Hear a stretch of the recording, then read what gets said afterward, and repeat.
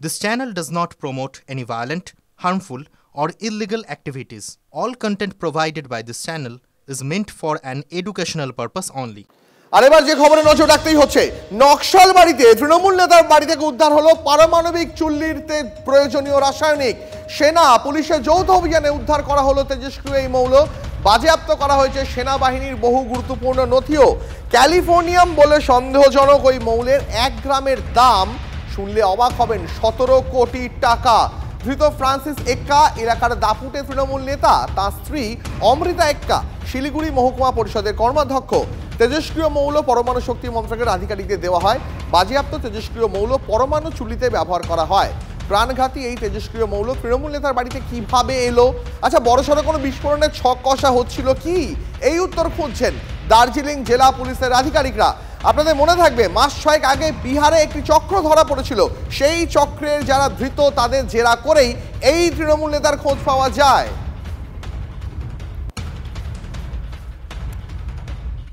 सारा जीवन से बेलगाछी कभी बदनाम ऐसे नहीं हुआ था।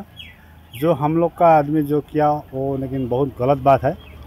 और जो सामान पाया है उसको तो हम लोग कुछ नहीं जानता है, वो पुलिस पकड़ा है, पुलिस जाने। और पुलिस क्या उसका ऊपर एक्शन लेगा, पुलिस बुझेगा। लेकिन हम लोग का जो उसका पत्नी भी पंचायत समिति है, सोशल वर्कर काम है पंचायत समिति। अब उसका पति ऐसा काम कर दिया, वो तो हम लोग बोल नहीं पाएगा। আমরা তো এমনি জানি তৃণমূল মানে হচ্ছে সন্ত্রাস, তৃণমূল হচ্ছে রাহাজানি, খুন খারাপি, এগুলো বলে আমরা যারা ভারতীয় জনতা পার্টি করি তারা আমরা সেই হিসাবে তাদেরকে চিনি এবং জানি। কিন্তু একজন জনপ্রতিনিধির ঘরে মানে এই ধরনের মানে জিনিস উদ্ধার মানে তো এটা মারাত্মক। মানে আগামী দিনে আমাদের পশ্চিমবঙ্গ তথা ভারতবর্ষ কোন দিকে যেতে চলছে এটা মানে একটা চিন্তার প্রশ্ন জাগায়। যে তেজস্ক্রিয় মৌল পারমাণবিক চুল্লির কাছে ব্যবহার করা হয় সেটা মিলল তৃণমূল নেতার ঘাঁটি থেকে। আমরা এই নিয়ে কথা বলেছিলাম প্রাক্তন সেনাকর্তা আর.কে দাসের সঙ্গে, কথা বলেছিলাম প্রাক্তন পুলিশ কর্তা অরিন্দম আচার্যের সঙ্গেও। কি তাদের প্রতিক্রিয়া শোনাবো। মানে খুবই সিক্রেট জিনিস, এটা সাধারণ মানুষের কাছে আসতেই পারে না। এবং এটা মানে যে ভাবা অ্যাটমিক রিসার্চ সেন্টার থেকে মানে কোথাও যাওয়ার জন্য পার্টিকুলারলি ল্যাব কন্ডিশন হওয়া দরকার। সেখান থেকে একজনের বাড়িতে পৌঁছে আসলো, সেটা কিন্তু এটা নিয়ে কোথাও একটা গাফিলতি, সিকিউরিটি গাফিলতি, এবং কোথাও একটা আরো বড় বৃহত্তর একটা ষড়যন্ত্র এটার পেছনে হতে পারে। তো এটা কিন্তু দেশের জন্য একটা চিন্তার বিষয়। এই ভাবা অ্যাটমিক সেন্টারের জায়গা থেকে একজন সাধারণ বাড়িতে চলে আসলো জিনিসটা। আজকে যেভাবে নাকি এই জিনিসটা আনা হয়েছে এর পিছনে আন্তর্জাতিক আমি অস্বীকার করতে পারবো না কোনোভাবেই। এবং এটা এসটিএফ নিশ্চয়ই এই শিয়ালদা বিভিন্ন জায়গায় কাজ করছে, কিন্তু ন্যাশনাল ইনভেস্টিগেশন এজেন্সি এবং মিলিটারির যদি আজকে ইন্টেলিজেন্স গ্রুপ ইন্টারফেয়ার না করে তাহলে কিন্তু ভয়ঙ্কর পরিস্থিতির মধ্যে আমরা পড়বো। তাকে শোকজের জবাব দিতে বলা হয়েছিল। সেই শোকজের জবাবেও দলেরই একাংশকে আবার নিশানা ভরতপুরের তৃণমূল বিধায়কের। বিভিন্ন ক্ষেত্রে ব্যবস্থা নিতে বলা সত্ত্বেও দলের তরফে তা করা হয়নি। সেই কারণে হতাশা থেকেই ওই শব্দগুলো বলে ফেলেছি, এমনটাই শোভনদেব চট্টোপাধ্যায়কে দেওয়া শোকজের জবাবে লিখলেন হুমায়ুন কবির। গত লোকসভা ভোটে তাঁর এলাকা থেকে তিনি প্রার্থীকে জয় এনে দিয়েছেন। তার এলাকাতেই প্রার্থীর একটা অনুষ্ঠানেও তাকে ডাকা হয়নি, এই বলেও অসন্তোষ প্রকাশ করলেন হুমায়ুন কবির। শেষে তিনি লিখেছেন, তার কোনো কথায় কেউ যদি দুঃখ পেয়ে থাকেন তাহলে তিনি তার জন্য ক্ষমা প্রার্থী। 11:40 আমি শোভনদেব বাবুর ঘরে গিয়ে কালকে 12:20 আমি চিঠি রিসিভ করেছি। আজকে ঠিক 24 ঘন্টার আগেই, প্রায় 23 ঘন্টার মাথায় আমি আজকে শোকজের জবাব দিয়েছি। 1 পাতার শোকজ লেটার ছিল, 3 পাতার জবাব দিয়ে দিয়েছি। যেহেতু আমাদের সম্মানীয় নেত্রী আমাকে কালকে বলেছেন যে শোকজের উত্তর দিতে, আমি দিয়ে দিলাম। যদি আপনি ভেবে থাকেন যে শোকজ হওয়ার পরে হুমায়ুন কবির নমনীয় হয়েছেন তাহলে ভুল ভাবছেন। কারণ শোকজের জবাব দেওয়ার পরেও চড়া সুর ভরতপুরের তৃণমূল বিধায়ক হুমায়ুন কবিরের গলায়। কেন কল্যাণ বন্দ্যোপাধ্যায়কে শৃঙ্খলা রক্ষা কমিটির মুখোমুখি হতে হবে না? সৌগত রায়, তৃণাঙ্কুর, মদন নিয়ে একাধিক মন্তব্য করার পরেও কেন শৃঙ্খলা রক্ষা কমিটি কল্যাণের বিরুদ্ধে কোনো ব্যবস্থা নেবে না? শ্রীরামপুরে তৃণমূল সাংসদকে নিশানা করে দলের শৃঙ্খলা রক্ষা কমিটির দিকে আবারও তোপ দাগলেন হুমায়ুন কবির। শোকাজ উত্তর কি আজকে দেবেন? দিয়ে দিয়েছি অলরেডি। শোভনদেব বাবুর ঘরে গিয়ে আমি আমার শোকজের উত্তর দিয়ে দিয়েছি। হুমায়ুন কবিরের যে তেজ দেখা গিয়েছে গত কয়েকদিন ধরে, সেই তেজ কি থাকবে না তেজ কমে যাবে? এখানে তেজের কোনো বিষয় না। আমার ক্ষেত্রেও আমাকে শৃঙ্খলাবদ্ধকে বা আমাদের যে শৃঙ্খলা রক্ষা কমিটি, সেই কমিটিকে অবশ্যই মান্যতা দিতে হবে বা তাদের সম্মান জানাতে হবে। তেমনি আমি চাইছি যে আমি যেমন শৃঙ্খলা ভঙ্গ করেছি, আমি যেমন নোটিশ খেয়েছি, আমাকে যেমন জবাবদিহি করতে হলো। আমি দেখতে পেয়েছি গত 10 দিন ধরে মাননীয় কল্যাণ বন্দ্যোপাধ্যায় তিনি একাধিক ইস্যুতে আমার বিরুদ্ধে মুখ খুলেছেন, আরও কারো বিরুদ্ধে মুখ খুলেছেন। রাজ্যের সভাপতি তৃণাঙ্কুর ভট্টাচার্য, তার বিরুদ্ধে সরাসরি আক্রমণ করেছেন। তাহলে তারা কি শৃঙ্খলার পর্যায়ের আওতায় আসবে কি আসবে না, এটা আমার জিজ্ঞাসা।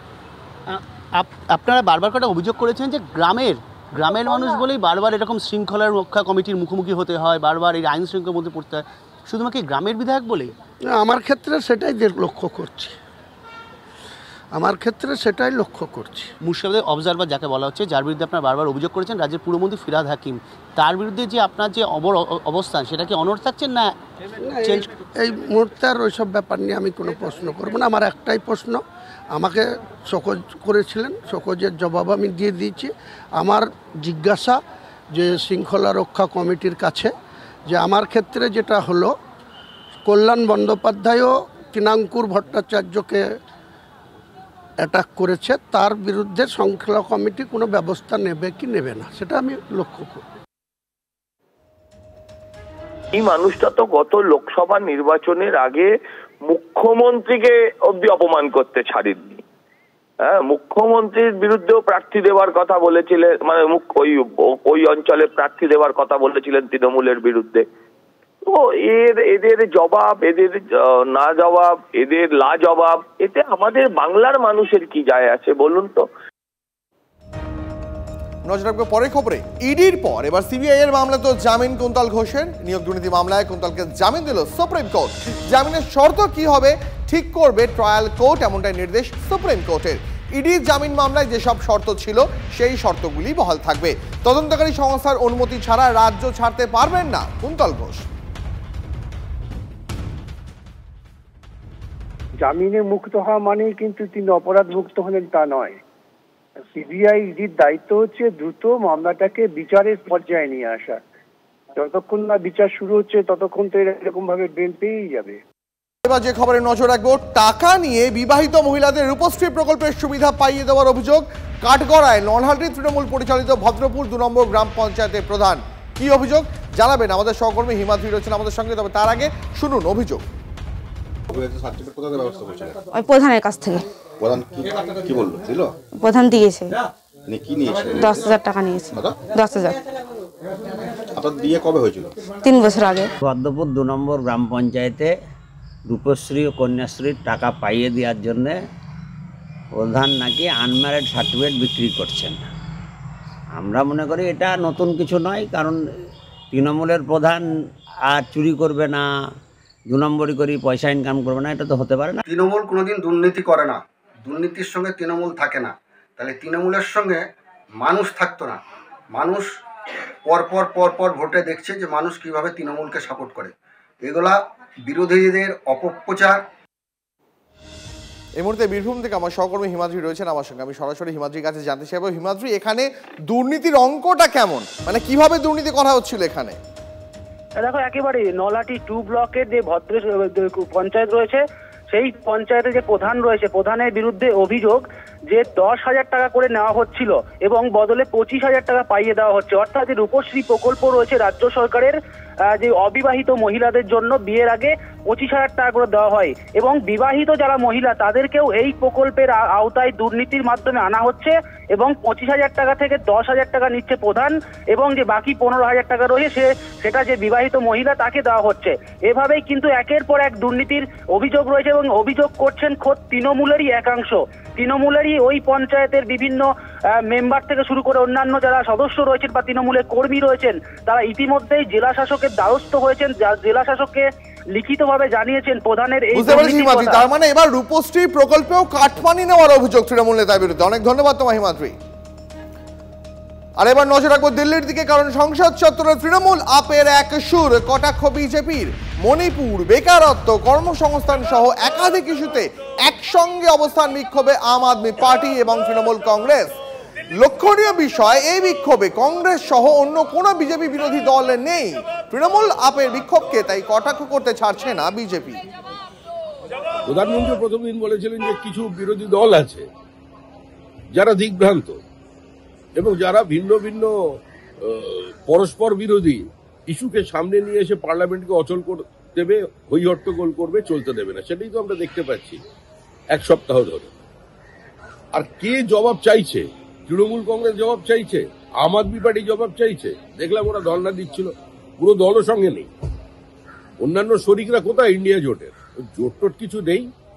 মুখ্যমন্ত্রী কটা জবাব দিয়েছেন পশ্চিমবঙ্গে? মণিপুরের জবাব চেয়েছেন, বেলডাঙ্গার জবাব উনি দিন।